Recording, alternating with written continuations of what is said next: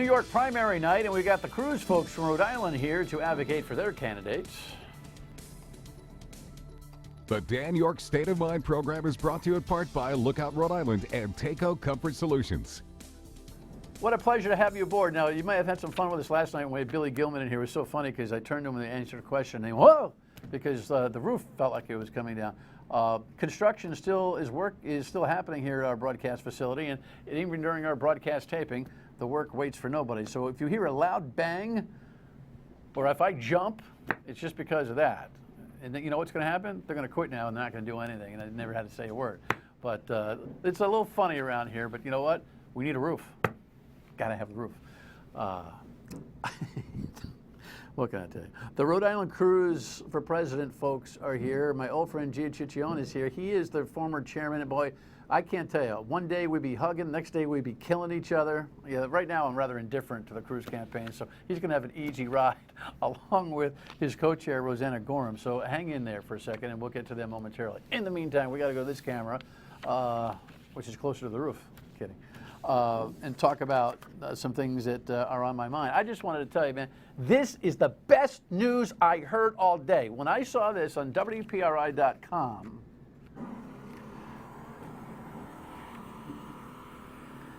excuse me, that is not gas. Nobody has gas. That's just a drill. Councilwoman running for mayor of North Providence. This is a show that's going to be one for the archives, I can promise you. Anyway, she's running. That is Kristen Catanzaro. She is running for mayor in North Providence. Well, here's the guy that is the mayor of North Providence. You've seen Charlie. He was on a recent program, and Charlie was elected in 2007. He might be the most sensible local official that we have in the state, but of course he's the ultimate Rhode Island, So he's got yet he's an honest broker. So so he's controversial. And Ms. Catanzaro, who has a business with her husband, the former fire chief, has announced that she's going to bring pride back to the town of North Providence by being elected mayor. All I can say is this. I know there's this thing called the presidential race going on, Trump, Clinton, Cruz, Clinton. I don't know what it's going to be. This race is going to be the most fun. I can't wait. The burb of North Providence will be revisited in a very active way by both the radio and television shows, I can promise you. This is just too bad. You take a look at the governor's response on taxes. The front page shows it all. Now, the Journal somewhat is somewhat new to the story, and of course, when they're new to the story, they wait. And then they introduce it in the headline as if it's like a brand new story. I mean, the media has been, listen, I do a lot of work and I promote a lot of stuff the Journal does. From time to time, I got to give them a little bit of a nudge. The truth of the matter is that the taxes that are due in refund form, meaning refunds of taxes paid, the people's money, are delinquent by weeks and months now. And, you know, when finally pressured to cough it up because the lines were spilling out of the tax building up there on State Street, the Roman administration was just like non-responsive. But, you know, they're like, hey, listen, tax fraud, new system, new software. Yeah, that's a ticket. And all I'm saying about this is the following. If the Romano administration really wanted to run the state with the quality of life for everybody in mind, they would have called a press conference, ID'd the problem in advance, warned everybody that their money was going to be late, and owned the problem, you know, and shared it. Instead, they kind of winced, hoped, it didn't work, and now they're making a couple of, hey, you know what, we're just trying to protect it type of comments. That's the difference between a governor who wants to manage the state and a governor who's building a resume to lead the state. It's not good. Hey, listen, the trial gantry story is a whole nother ballgame. It is just too much. You've seen the Cicione River Bridge, right? And you've seen the toll at the Cicione River Bridge before? There it is. There's the bridge. I think we got a gantry site. Anyway, the DOT is going to move the gantry. Take a look at this gentleman. Can we move to the next slide? Anyway, there's a bridge gantry that's supposed to be in that video. I don't know where it is. It's just one of those days. The roof is falling and I can't find the gantry. But the DOT can, and they're going to move it to exit 4 in Exeter, if that makes any sense to you. And the reason they're going to move it to exit 4 in Exeter is that they are, I guess, reportedly worried about the real litigation that could come from the Truckers Association here in Rhode Island and in America about the discrimination, you know, tolling trucks and not cars. So they figure they put the gantry up at exit 4, wait for the lawsuit, and see what happens. I talked to Lou Polner, the radio legal analyst at WPRO, about it today. As Mr. Alviti said, they're going to put up a couple that we already own. They're just sitting idly. And then the challenge will come from the truckers industry and Mr. Maxwell. Personally, I think it's brilliant. Before we go out and spend a ton of money on 14 gantries and transponders, let's put up a couple and see if it can pass muster through the legal system. Well, Lou makes a point. It's kind of brilliant inside the ridiculousness of how the story has gone, right? But Chris Maxwell from the Truckers Association has somewhat different thoughts. I think the precursor to this whole thing will be what federal highway finally decides what restrictions they come back with and how this actually plays out. And we hope at this point this is a transparent process. And none of this has been really transparent. What it does do is, Director Alviti said, it certainly would be a canary in a coal mine, so to speak, if you set this one up. It would certainly, sooner than later, trigger the legal case, because now you do have trucks actually being told. Here's the thing. If I was a trucking association, and we'll see how it goes, I wouldn't sue on one gantry. Take a little financial hit and see how the whole thing goes. See, the notion here is that we were supposedly in a place where the bridges were in real bad shape and we had to have some real fast funding. Instead, we've got nearly $1 billion in federal and state money being contemplated for the 610 connector. We've got toll money that may come down the line 3, 4, 5 years, who knows? Meanwhile, we have 200 some odd bridges that are all jammed up because they could fall down. So the Trucking Association's got to sue Rhode Island in order to get a legal argument cleared that we can put the rest of the tolls up. Do you understand how crazy this is? Wouldn't it be a good idea to say, hey, listen, we're going to put a toll up, see how it goes, see if we get sued. Maybe pass legislation to build a whole bunch more. In the meantime, we're going to put some money on the bridges so we can fix them. This gender suit is an interesting situation in Providence. Look at the headline here. This woman, if you take a look at the actual case and look at the file and look at her complaint and see what she says was going on, you'd be horrified.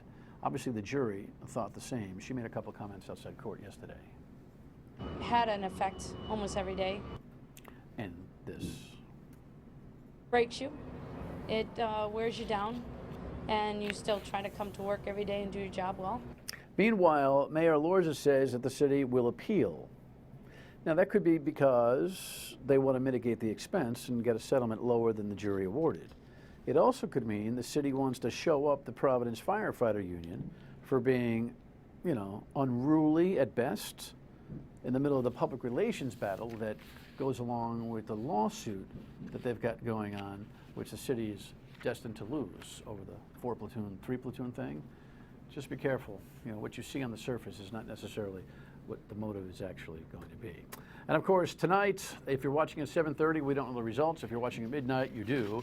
New York, New York, the primary that actually matters. See, Rhode Island feels the same way. Usually with New York and Rhode Island a week apart and so far back, the delegate count has more or less been resolved. Not the case. Of course, Trump must be nervous because he can't figure out the difference between 9/11 and a Slurpee. I wrote this out, and it's very close to my heart because I was down there, and I watched our police and our firemen down at 7-Eleven, down at the World Trade Center right after it came down, and I saw the greatest people I've ever seen in action. Between the people behind him not paying attention and him thinking Slurpees, nobody wants to joke about 9/11, but Donald, it would be 9/11, not 7-Eleven. Although I haven't had a Slurpee in a really long time. And after this show, with all this noise, just go get one. Right? All right. Hey, the cruise campaign's up for the show here. Here's a headline that is kind of interesting. I thought that this was pretty provocative that they put Ted Cruz in the no way category with Donald Trump and Hillary Clinton with the majority of voters. Ted has his own way of talking about this. Do we nominate Donald Trump and hand the election to Hillary Clinton? Or do we unite behind the Cruz campaign and beat Hillary Clinton? I don't know. What do we do, Gio? We unite. We get unite. behind him. How are you, my friend? And we fired the Trump roofing company that I saw outside. Oh, I'm pretty sure it that's probably what this is them. They knew you were coming. Partnered locally with Joe Trillo. And they started banging. That's it. I have to tell you, folks, this is one of the funniest days. This is one of these days I'll never forget. I'll just never forget. And I'm not sure how much audio you're picking up, but we certainly are. But you're a good sport, and so are you. And thanks for sticking around. Why are you engaged with this guy? I'm curious. Oh, by the way, former GOP chairman. Man, I miss the old days. You've been working the private stuff, not very involved.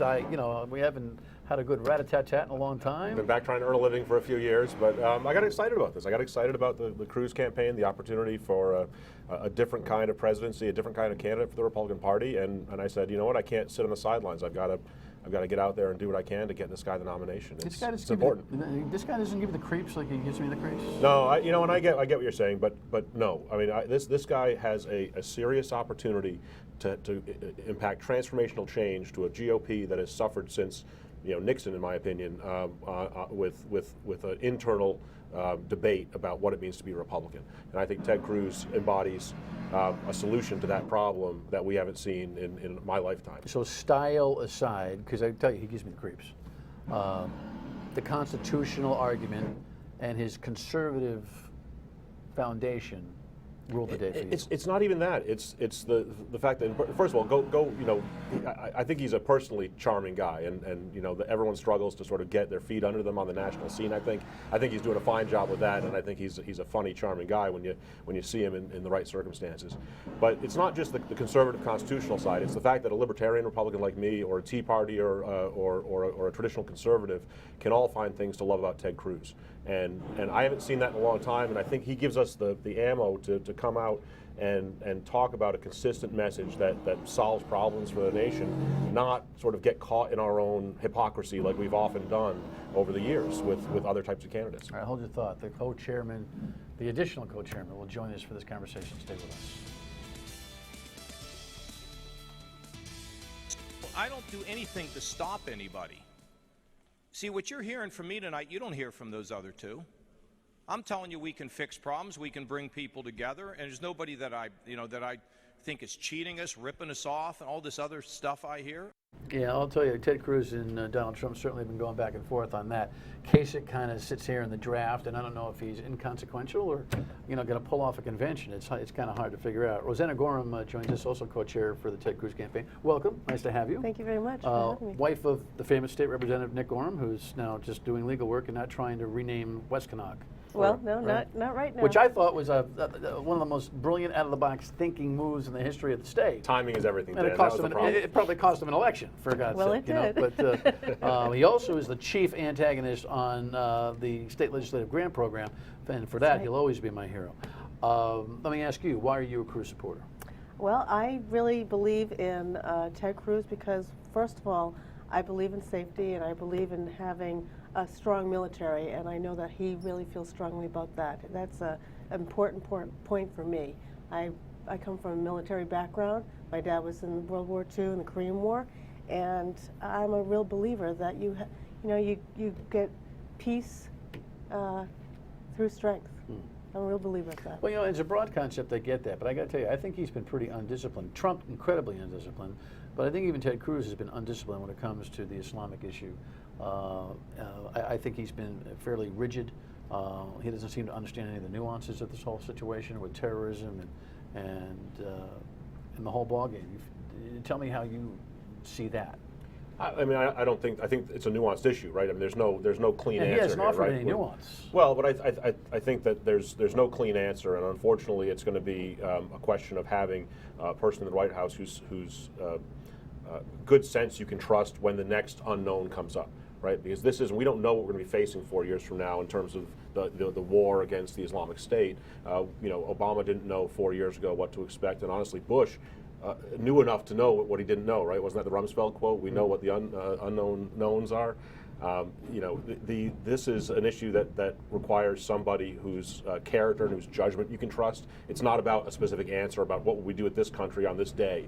It's about what happens when we're in the Situation Room and we're sitting there And we face one of these questions. Who do you want making that decision? Do you want Bernie Sanders, who is a complete unknown? Do you want Hillary Clinton, who's already proven she makes bad decisions in those circumstances? Do you want Donald Trump, who I think would put us all in fear in that circumstance? I don't think so. I think you want somebody like Ted Cruz, who understands not just... you did not mention, in that little alliteration, you did not mention John Kasich. Well, I didn't, because he's mathematically, he's out of this, right? I mean, this is really a two-man race. So your in answer my to my mind. question about the starter is that you think he's a non-starter? Yeah, I think he's trying to do something to have some influence at the convention, but the point is not to run for president at this stage. He would need 120% of the delegates that remain. But listen, you're a player. You're a former state chairman. You know that the rules could be thrown out at any juncture here. That this whole thing could, if this becomes really toxic with Trump and Cruz and the delegates, I mean, John Kasich could be sitting there holding a ball. At least that's the theory, and that's what he's playing I think that's for. his theory. I think you're absolutely right that that's what he's thinking, but I just don't think it's reasonable, a reasonable path to anything. The RNC, Reince Priebus, and the members of the RNC and the guys on the roof all understand that you can't. Well, they want to hear this, Dan. This is important stuff. They're trying to get closer to listen. They're working and listening at the same they're time. trying to build a whole, and we welcome them. Anyways, I think the last thing did you have a anybody train of wants. thought? I think the geez. last. I somewhere in there. It'll take me 3 blah blah blahs to get back to it. Hold on. No one wants a convention to be in disarray, right? It doesn't serve our purposes if we walk out of there with a nominee and we've lost the new Republicans that are supporting Donald Trump. Donald Trump is bringing in people from outside this party that we haven't seen since Reagan coming to vote Republican. So we cannot be messing with rules. We cannot have anything that appears to be sideways when that nomination process happens, or else we lose our chance to take back the White House. What do you think about that? Well, you know, I was at the state GOP thing that they had last week, and for the first time. And it was very interesting because they did introduce the entire process, which I wasn't familiar with. And they said that they actually make rules at the convention, which I did not know. Oh, yeah, well, the rules established, but as soon as the convention starts, the rules are up for negotiation. Right, and I found that to be fabulous in its own way because I feel like that's part of the process. I feel that our democracy is already set. You know, I think our rules for the Republicans are a lot fairer than the Democrats have for theirs with the super delegates. I think that's crazy. So I felt that this was interesting. It was a learning experience for me sitting at State Central, but I think it's a good thing. Are you new to the game? I mean, obviously you're not new to politics because it's been in I the family for a long time. am absolutely new, but I'm very excited because I feel that this is it's a good civic duty for me to participate in this. Are you excited about the civic duty aspect or really excited about the candidates? I'm both. I'm excited both because, one, I think you should be a part of it in some capacity. When Nick was in office, I knew everything that he was doing, and I watched it very closely because he's my guy. He was my representative.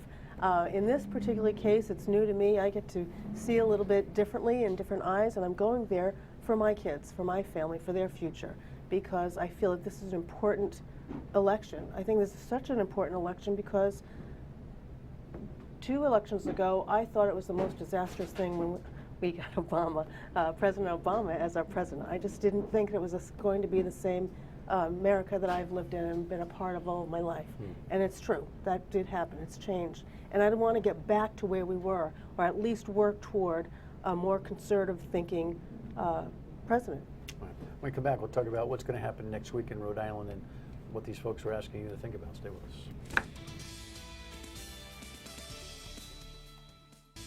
Tomorrow, we're going to show Ted Cruz, who hates New York.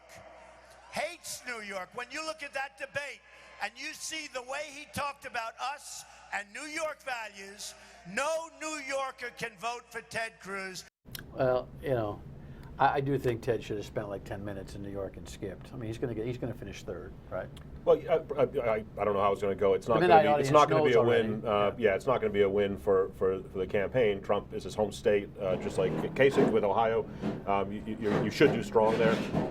You know, Ted Cruz did go to New York. He went to some of the more balanced congressional districts to try to make his case, because the way their delegate count works, you can win some districts and bring some delegates out. But honestly, he's going to spend his time in places like California and you know, Pennsylvania and other big states that are coming up. Hopefully, some time in Rhode Island. But here's the thing: Donald Trump hired his campaign manager for California last week. If you think that shows a serious effort in one of the most influential, largest states in the nation, then I beg to differ, because this is a real problem. This is a demonstration of how the campaign has been run. No one can say that Ted Cruz hasn't run a campaign on the ground and over the air that is exemplary in this primary season. Absolutely, it may be better than textbook, because you have to react to a guy who's kind of a new entry into the whole flywheel here. But Donald Trump, running an over-the-air campaign, a very lousy crowd campaign, complaining about Colorado and probably going to complain about California, and of course in California and New York, the districts really matter. So you got to win the district to get the delegates, right? So that's right. It's going to be a really fascinating thing in California. But what do you want people to do? Obviously, you want them to vote for Ted Cruz. All 12 that are left in the Republican primary here in the state of Rhode Island. I always have to get that one in. But do you think you're going to make some headway here in the state, literally? Well, look, Massachusetts, it was 9.6% for Cruz, so we think that's our baseline. We think that it's going to require, we'll do better than that, because I think that was with Rubio in the race, that was with a bigger field, that was with less Trump being Trump in the meantime. I think that we'll do better, but I don't know how we're going to go next week. All I can tell you is that the folks that we talk to, we've been going out and talking to the city and town committees, talking to groups of Republicans. The folks that are enthusiastic supporters, the ones that when I was chair were out there in the trenches with me fighting, those are folks that are coming around to Cruz, because they see him as a visionary leader for the party and able to bring us somewhere that's different than where we've been, which Rhode Island really could use. Would you vote for Donald Trump if he's the nominee? Yes. Yeah, it's that or Hillary, right? Yes, and there's yeah. Well, no, I'll but tell you what. I'm a Republican. I'm a partisan. You have to. There's a reason for that. I think it's because, in being a part of the GOP here in the state of Rhode Island, having so few here, one of the things that's most important out of this whole election is that we as a Rhode Island group of GOP, we need to stick together. GOP's members need to stick together. There are so few of us. We really need to be united. And for us to go into a convention and think that we're not going to vote for the other candidate because they are unhappy for a moment doesn't mean that we shouldn't go in there and believe that our thoughts, our values, our conservative views should be Roseanna, one and united. I hear you, and I compliment your philosophy. I wish the General Assembly would actually abide by it on some of the principal opportunities that they've had. But even your candidate hasn't done it. Even your candidate hasn't said he'll support Donald Trump. And so it's hard to take your philosophical lead when the candidate's not doing so, correct? It is, and it's a tough situation, in particular when you have a candidate who has from time to time threatened to leave the party if he doesn't win. I mean, this is a take my ball and go home kind of approach, which is frustrating for those of us who are trying to build a Republican Party. Since the wife started, which was sloppy on Trump's part, and he's pulled back, your guy has not been able to say, yeah, I'd vote for Donald Trump if he became the nominee. So it's interesting. Yeah, let's get through the process first and see what happens. Look, even Jeb Bush came out for Ted Cruz, somewhat grudgingly maybe, because the establishment is not loving that. Well, fascinating. We only have a half a minute. Isn't it incredible that Ted Cruz, if Donald Trump's not in it, Ted Cruz is the lunatic candidate. And I say that in quotes, you know what I mean? But now he appears to be a whole lot less, out there. Well, you know what the establishment likes? The establishment likes the fact that he's winning, right? I mean, this is a guy who once it came down to a head-to-head race, has won 7 of the last 8 primaries. And he might have a struggle in the Northeast, but he's going to come ahead and be within striking distance of the convention. And I'm pretty sure that we're going to roll those delegates on the second ballot to a Ted Cruz nomination. Stay tuned. We'll have you back. Thanks for dealing with the construction. You never lost a beat. Very high-level performance. And come on the radio soon this week. We'll talk some more about that. Thank you for having us. A final thought, if I can muster it next. So, tomorrow, hopefully with a little less noise, we will, I'll tell you, there's a lot of noise coming out of Burrowville over the power plant issue. The folks who are fighting that project will be here. We need to start that dialogue and hopefully get all sides involved when we understand all the ramifications. So be here tomorrow. I'll see you on the radio at noon on WPRO as well. Bye-bye.